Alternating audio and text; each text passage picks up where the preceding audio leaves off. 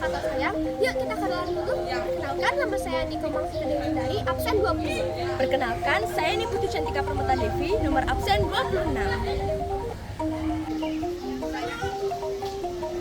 Perkenalkan, saya Kadek Putri Yuliantari, absen 16. Perkenalkan, nama saya Nika Emeka Leningrum, absen 19. Hari ini kami akan membuat sebuah kerajinan yang terbuat dari bahan bekas. Produk yang akan kami buat itu adalah vas bunga. Yuk kita lanjut ke bahan dan alatnya.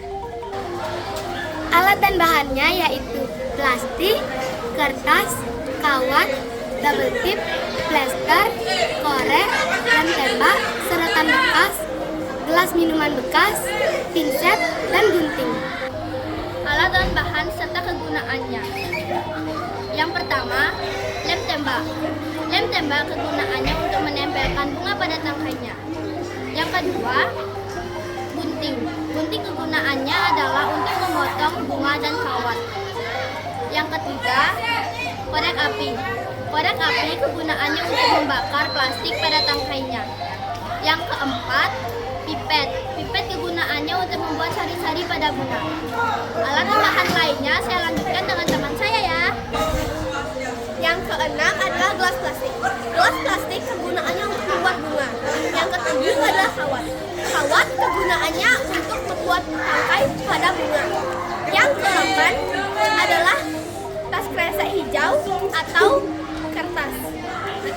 Tas kresek atau kertas kegunaannya untuk membaluti tangkai pada bunga.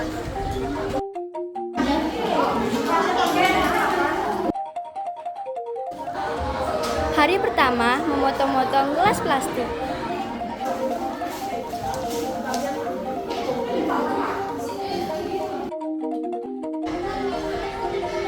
Om Swastiastu. Hari ini adalah hari kedua kami membuat sebuah kerajinan yang terbuat dari bahan bekas. Alat dan bahannya sebagai berikut. Berikut proses pembuatannya. Hari kedua, memotong-motong kertas. Melilit kertas pada tangkai, memotong-motong botol, dan melilitkan plastik ke tangkai.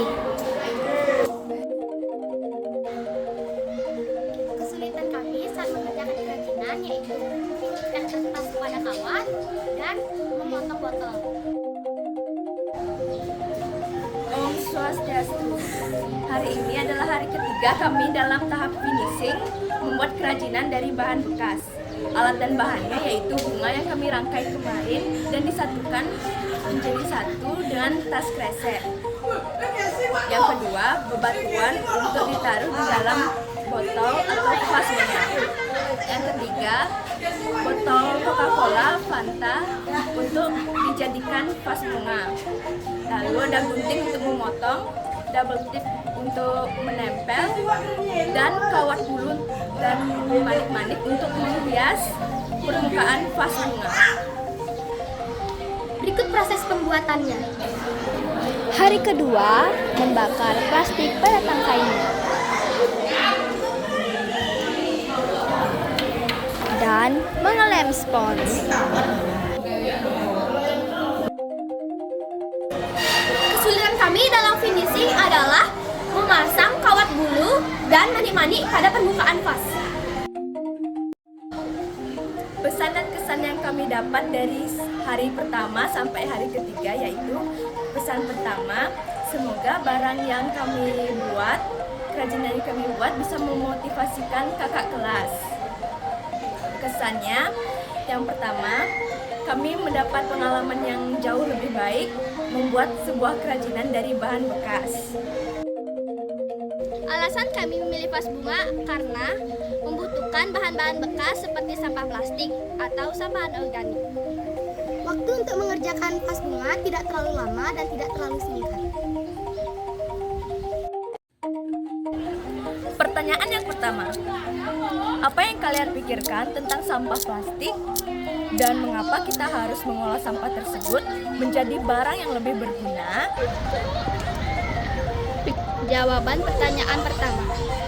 Sampah plastik termasuk sampah anorganik dan bisa didaur ulang atau diolah menjadi barang yang bermanfaat. Kita harus mengolah sampah menjadi barang berguna karena dapat mengurangi jumlah sampah yang masuk ke tempat pembuangan akhir atau TPA.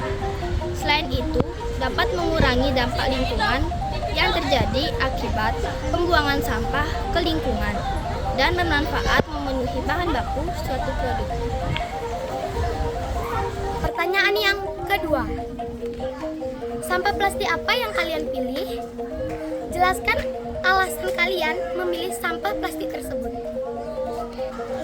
Jawaban pertanyaan yang kedua.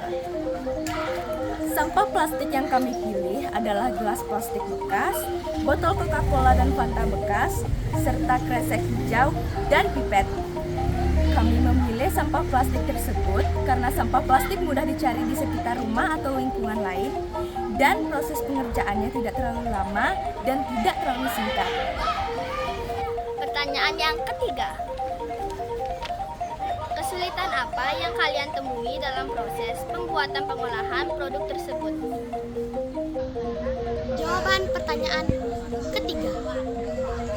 Yang pertama, saat membuat sari bunga menggunakan pipet. Yang kedua, saat melapisi kertas pada kawat menggunakan lem tembak, lalu lemnya melebar mengenai tangan. Yang ketiga, saat menempelkan kawat bulu di permukaan vas. Pertanyaan yang keempat. Selama 1 minggu pengerjaan produk tersebut, pelajaran berharga apa yang bisa kalian dapatkan? Pertanyaan keempat.